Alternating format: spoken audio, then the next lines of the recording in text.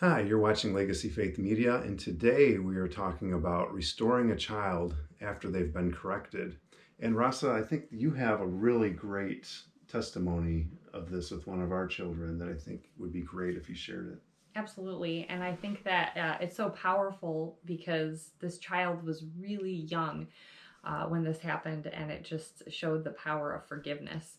One of our children, Asher, when he was, I'm going to say he wasn't even two yet, he wasn't even speaking in full sentences. And I had to correct him about something. You know, he's very sensitive. So when you Mm. correct him, he kind of shies away and really takes that deeply. And so I remember at the time he just looked so defeated, even though I had done it gently. And so I went up to him and I just looked him in the face with a smile and I said, "Buddy, I forgive you." And I wasn't even sure if he would receive that. I didn't know if he would know what forgive meant. But I'll tell you, as soon as the word forgive left my lips, his whole entire countenance just changed and he lit up and he was just like, "Oh, she forgives me." And I just remember thinking, wow, this word is so powerful to free someone from that feeling of guilt or any barrier in that relationship that they might be feeling because of that correction. And so, And I've had to be actually reminded to use that word before because there's been times with that same child, Asher, where he's done something wrong and I will be like, "Oh, buddy, I love you." And that change doesn't happen, and Russell reminds me, like, he's used to hearing "I forgive you," and so then I'll tell him, "Hey buddy, I forgive you and I love you." And again, that as soon as the word forgive comes out, he is just like, "I'm free." yeah, he's like, "I know you love me, but do you forgive me?" Such a sweet child. There are a few verses that really speak well to this, and so I wanted to share them with you. In Psalm 32, 1 and 2, it says, "Blessed is he whose transgressions are forgiven, whose sins are covered. Blessed is the man whose sin the Lord does not count against him, and in whose spirit is no deceit." And so that just shows how blessed we feel when the Lord forgives us. And we want to share that same forgiveness with our children and model that to them. And so in Ephesians 4:32, it says, "Be kind and compassionate to one another, forgiving each other, just as in Christ God forgave you."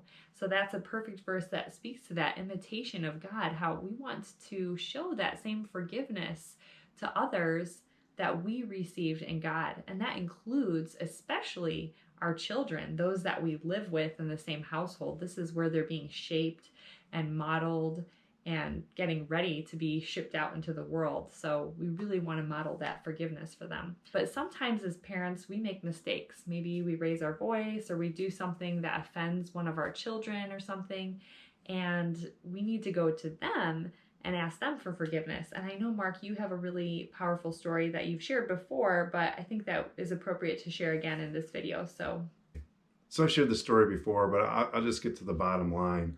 So I had made a mistake with one of our children. I had assumed that when he was younger that he was a defiant child. At that time in my parenting, it was just easier for me to become angry and louder when I thought a child was not listening. But I realized after a period of time that I had been wrong and that there was now a barrier between me and this child, and that I actually had to go and approach them and reassure them that they had not been wrong in that situation, because I think that child actually felt like that they were not able to please me or they were falling short in some way.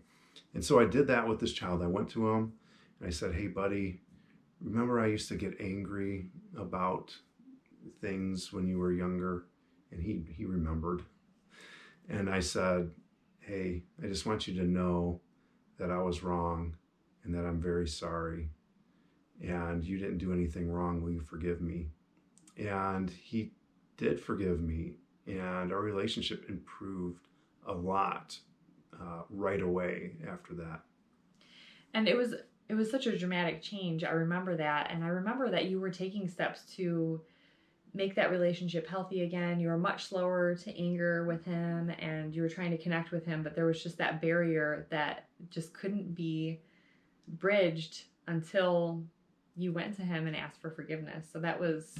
And that's very true. And I think that he was very, very quick to forgive me, as all of our children are, because we model that in our home.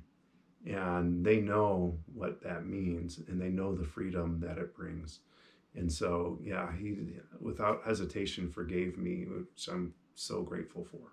And I thank God that those dramatic changes and those restoration and relationships can take place with this power of forgiveness that the Lord has modeled to us through Christ. And I just want to read that verse in Ephesians 4:32 again, because it is so powerful. It says, "Be kind and compassionate to one another, forgiving each other, just as in Christ God forgave you."